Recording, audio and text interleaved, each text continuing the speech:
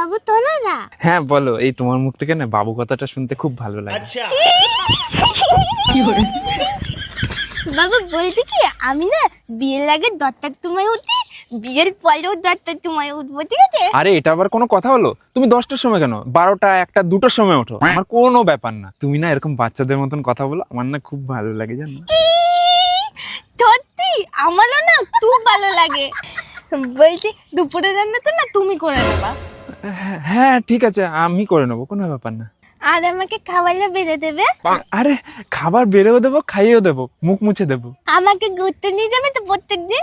হ্যাঁ, সকালে একবার, দুপুরে একবার, রাতে একবার। আর তুমি যদি বলো আমি মাঝরাতেও নিয়ে যেতে রাজি আছি। আর আমার জন্য এত এত চকলেট, এত এত আইসক্রিম এনে দেবো তো?